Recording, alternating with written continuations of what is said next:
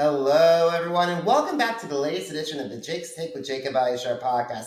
I'm your host, Jacob Elyachar, the chief content producer and writer of jakestake.com, a pop culture entertainment news website. If you're watching this on our YouTube channel, please give us a thumbs up and please subscribe. And also, if you're listening to this on our audio platforms, please give a 5-star rating, please download, and please subscribe.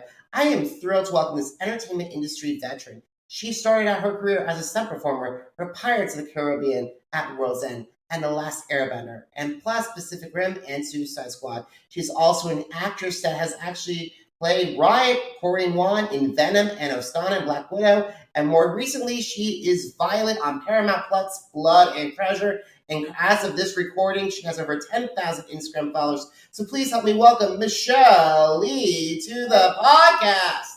What's up? What an intro. I love it. Thank you so much for taking time out of your schedule to talk with me, Michelle. I really appreciate it. Absolutely. It's nice to be here. It's nice to have you here. Thank you so much. I really appreciate it. Yeah. Thanks for getting that was a great intro. You got all the stuff. You got all the juicy bits of all the things. I appreciate that. You're so welcome. So shall I get started? Yeah, let's do it. All right, Michelle. So when did you get interested in performing, and how did that passion evolve into the desire to pursue a career in the entertainment industry? Well, I'm from Los Angeles, and I grew up in LA, so it kind of, came with the territory of being in LA. You're just like, oh, in LA, the kids, you could do acting if you wanted. And I was really shy. I think it started off more as a problem, like an issue where I was terribly shy. I remember I would break out in like a cold sweat if someone even talked to me, just said, "Oh, hello, little girl." And I would just, freeze up. And my mom was like, "There's something wrong with you." And, she didn't know what to do. She was just like, "I don't know. There's something, she's got this issue. I'll just put her in acting class so she can like open up." And so that terrified me even more. But I kind of saw how other kids were super open and super like having fun while I was like not having fun and terrified. And I was like, oh, maybe that's a better choice. And so it didn't really kick me. It didn't really kickstart my career. It kind of just was enough of a taste to kind of get me thinking about it and like opening up and thinking about, okay, well, I'd rather have fun than not have fun. And it looks funner if I'm not so scared all the time. And it took a while, like it wasn't like she put me in there and then I was fine. It took a while for me to process and grow up and understand that. So that was my first like kind of introduction to acting. And then, as I grew older, I kind of marinated on it and was like, yeah, that's an awesome thing to like be open and have fun and like, play in this imaginary world. So then when I was a little bit more of a grown up, then I pursued it more seriously. And and it kind of like went hand in hand with my martial arts, because I did martial arts when I was in high school and fell in love with martial arts. And that was just kind of separate. It just was a thing that I loved to do. And then I was like, oh, I guess it kind of goes hand in hand. That's kind of how I got started. A little background. That's pretty cool, because the thing is, I actually have an uncle who does have martial arts background as well. So he's a black belt, I believe in, like, I could be, but I'm not sure if it's karate or jiu-jitsu. That's he specializes in. Yeah, that's cool. I love all kinds of martial arts. I respect all kinds of martial arts from every culture. It's such a wonderful thing. It's discipline and like, learning your body and learning to stand up for yourself and be strong. Cause I feel like a lot of girls sometimes have that like fear of like, sorry, and like, oh, excuse me, like that kind of timidness. Whereas I think martial arts will break you out of that for sure. So. Absolutely. And same with, and not just martial arts, but CrossFit as well. And I've been around a lot of incredible athletes, and I see people lifting stuff and I'm like, whoop. Yeah, totally true. Very true. Any kind of active discipline, will really get you out of that, which I think can only be good. Awesome. So what brought you, I would love to learn how your martial arts background led you to stunts. Well, it kind of was a thing where, I was auditioning as an actor, and someone came into my martial arts studio and was like, "We need actually a really good friend of mine now, Phil Tan. He came into our martial arts studio and was like, "We need girls that are, of Asian descent to audition for a fight scene." And I was like, "Oh, I do auditions." And I was like, "I do fight scenes in class all day. Like, I'll do it." And he was like, "Okay." And turns out I booked it, and that was Pirates of the Caribbean 3 with Chow Yun-fat. And I was like, oh my God, Chow Yun-fat, really? And I was super stoked because I'm a huge fan of him. And so to get to do that and on a Pirates film was really exciting. And that kind of like introduced me to the whole community and stunts and knowing what stunts was about, and like being like, oh, I can fight, and like I can, do these things I didn't know was possible in filmmaking, which was stunts. So that's kind of how martial arts led me into it. And that's incredible too. So, because some of the stunt work that you've been a part of was including the Pirates franchise, but also you did Last Airbender, Pacific Yes. Rim, and the first Suicide Squad. So, what were some of the lessons that helped you grow as a performer from being on all these sets? The lessons that helped me grow as a performer. I mean, it's just, I guess, experience and time on set. There's nothing like it. I feel like spending hours on a set, you just absorb kind of the way things flow, the way you kind of have to be. You kind of always have to be a helper, not like a hinderer. You can't be someone that's always stopping production because you're not ready on time, or you don't want to get out of your trailer, or like, stupid things like that. And if you want to, be a person working in the industry, you have to be a helper. You have to facilitate things and do your best to make things work and flow. And so I think that's a key thing that you learn on set that, I think is really important to get you continuously working, to be like, oh, she's a helper. She's going to do her job. She's going to make things flow. She's going to make things flow instead of stop. You know what I mean? If that makes sense. I don't know. That totally makes sense, and I like hearing about like that about like this is the first time I heard about a helper in Harmer and like those like in that vocabulary. I've been doing interviews since 2011, and this is the first time I've heard this term. I mean, it's not a real term. I feel like I made it up, but like it's I feel like you'll start to understand when you get, like, for example, an actor that is 4 hours late to set, and you're like, everyone's just like, oh my God, waiting and waiting. And and I get it, people have busy schedules and all that stuff, but then there's a whole team of people waiting, sitting there, you know waiting for you, you know what I mean? Or to just be kind of a team player is what I mean, like, because everyone's there trying to do everything for everyone, you know what I mean? Like, the crew, the director, the producers, the makeup people, the actors, everyone's there to do something. And if you're kind of holding things up, then it's a big bummer. I've heard a lot of stories. I've read a lot of stories about people. It's very sad because I respect everyone on your particular role and particular job, and if one person is holding everything up, no one's happy. Right. Right, exactly. All right. Do you have any particular stunts that you record that you were memorable to you that you got to film? um there's so many that are memorable.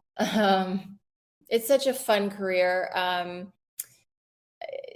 mean, on the last Airbender, we descended, I don't know, 50 feet from these tall, amazing, beautiful trees on a wire. And it was like, I don't know, 10, 15 of us. And we were in these awesome outfits, and they flowed, and when we descended, it was like, and it just felt magical. It's like a moment, and your face is painted white, and you're like, what up? I'm going to kill you, like, um That one, I love that movie because of that memory. Because it's kind of like, I never get to, just being in nature 50 feet up, like flying through the trees. It's just memorable. I was in a helicopter for that TV show Lost with no doors on the helicopter Oh, and wow. just the helicopter sideways. So I'm looking at the water, the crystal blue clear water, and I'm like, okay, that's beautiful, but I don't want to fall in because there's just no doors. There's no seatbelt. I'm holding onto a harness. So let's go. And the helicopter was spinning like out of control as if it, was out of control. That was fun. Oh, as a severe acrophobic, a fear of heights, that sounds all terrifying to me. Yeah, I mean, there's a lot of things. I get to drift cars sometimes, drift cars in a police chase, like, they're getting me. Things that you just kind of like dream of doing as a kid, and like getting to play those roles as an actor is super fun because I can do, I get to be the actor as well, and yeah, it's like it couldn't be better of a job. I gotta say, I that's incredible. And one of the things that I found incredible is you starred in not one but two Marvel productions in two different universes. So you have Venom, where you played Riot, aka Corinne Wan, in the Spider-Man universe, so in Sony's Spider-Man universe, and you have Oscana and Black Widow in the main Marvel Cinematic Universe. So can you describe both those experiences to my audience, please?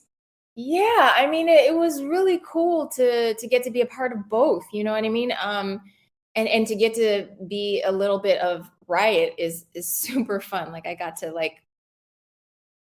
interpret it my own way and be like, well, what if Riot was inside me? How would I do it? And it was, it was fun. And it's a nice a little part that, I feel like means a lot to the story. And same with Black Widow, and then getting to fight Florence Pugh was so cool, So I mean, both those worlds are iconic. They're just, you know, super fun to I be. I prefer the Black Widow world because I symbiotes and I do not mix. My friend, the Venom vlog, who does all things Venom, he tried to calm me down from Venom, but like seriously, symbiotes scared the heck out of me. They are. They're freaky. They're really scary. And and the way they move, the way they do the CGI, I feel like I've seen materials in Earth that move like that, and it kind of is too close to home. You know what I mean? Uh, Yeah, I'm like, I'm sorry, Venom. I was happy to see, spoiler alert, I was happy to see Tom Hardy in Spider-Man No Way Home, but I was like, wait, where's Venom? I'm like, ready to jump. yeah, it was cool. I thought Tom Hardy did a great job. Absolutely. So I want to talk to you about Paramount Plus's Blood and Treasure. So you joined the cast as Violet, Lexi's former partner of crime. So can you describe how Violet is similar or different to any character you portrayed in your career?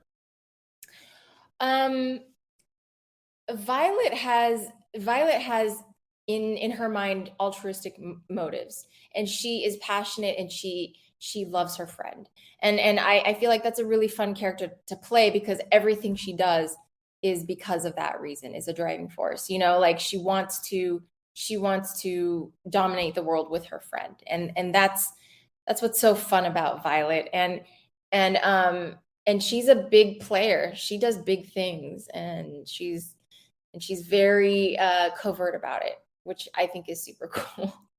I mean, I don't want to give things away, but like it's a great character to play, and she's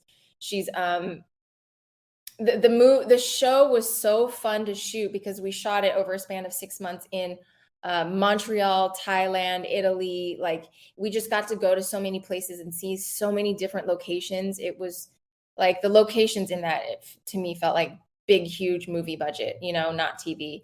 And so it was like making a big, huge feature film, and it was so fun. Everybody on this cast was so talented and just a great time.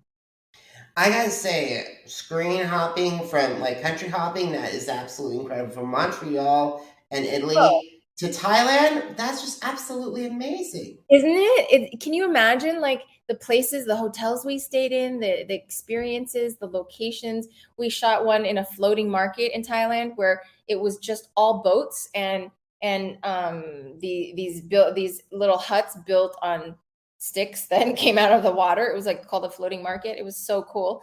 And in Italy, they shot in the Vatican.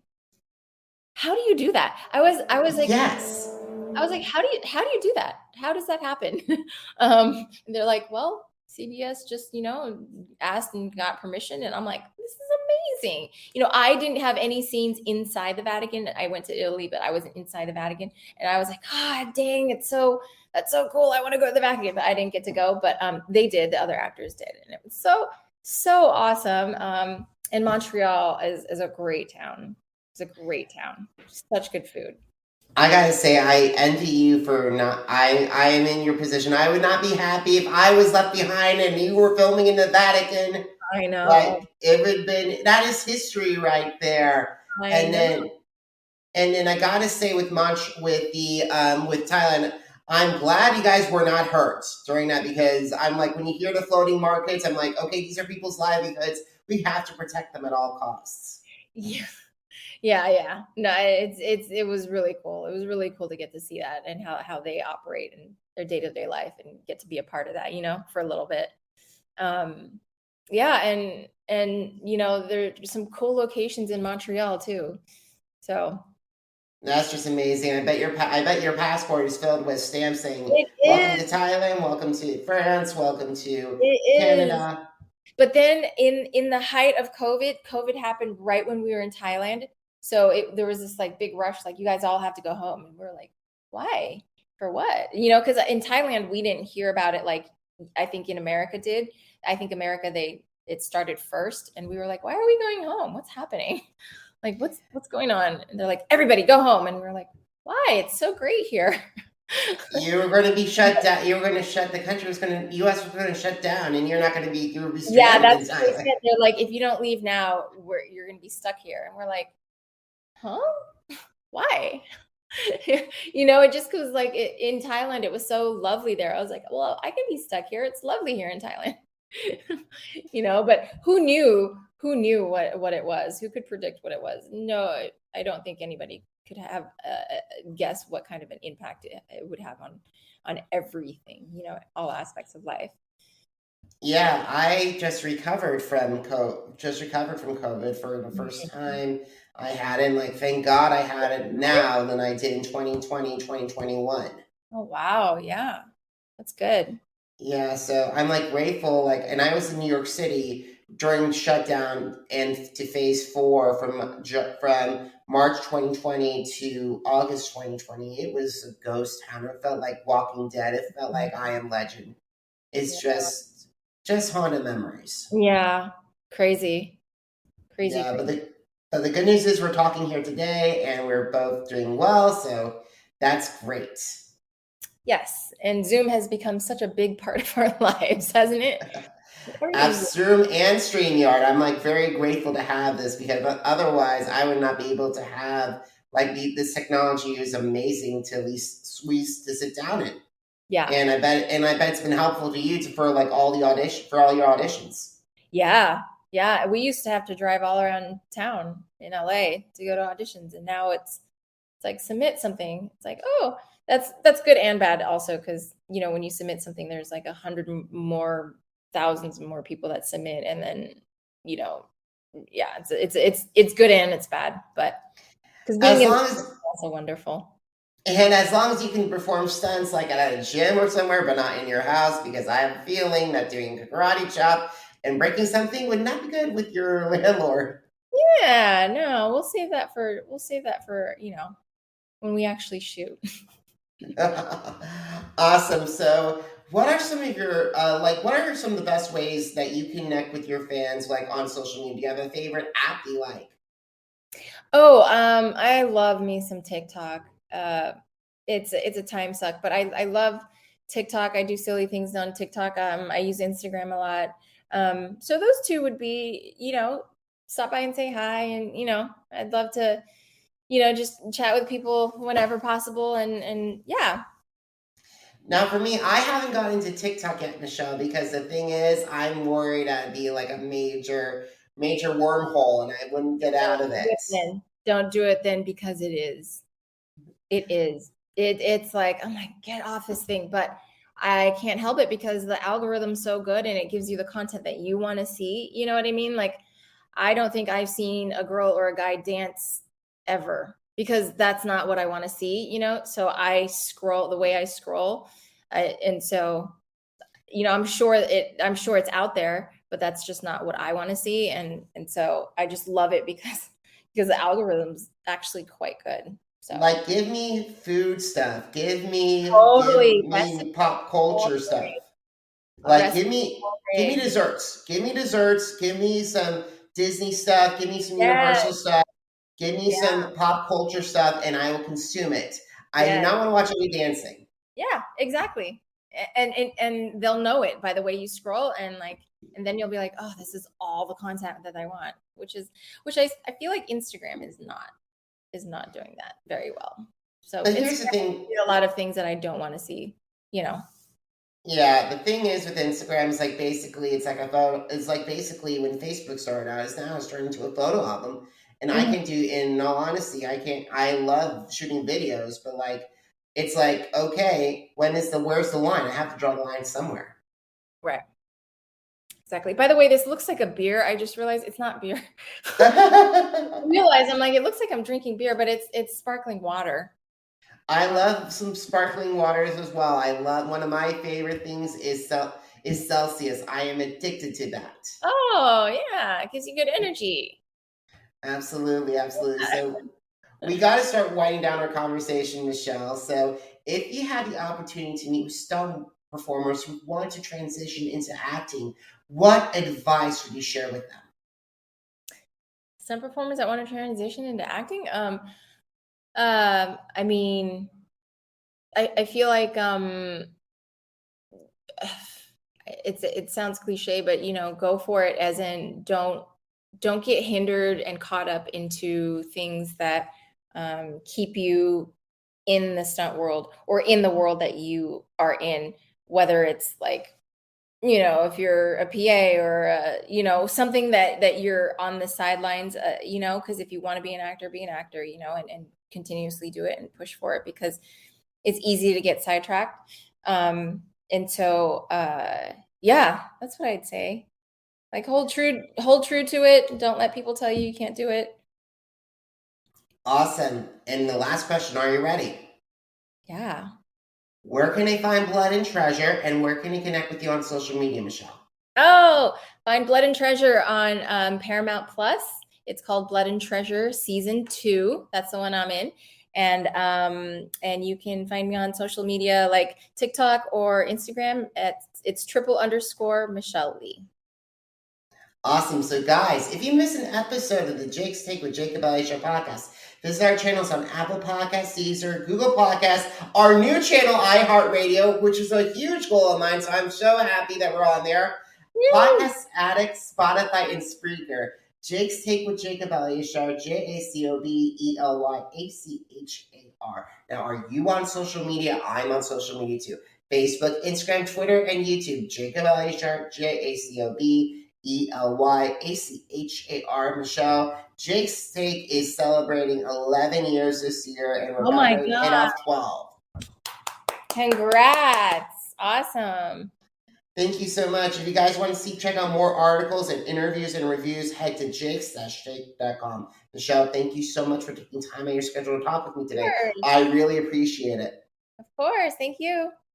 Also, guys, thank you so much for taking time out of your schedule to listening. Thank you so much for watching. Until then, have a great one, everybody. Goodbye.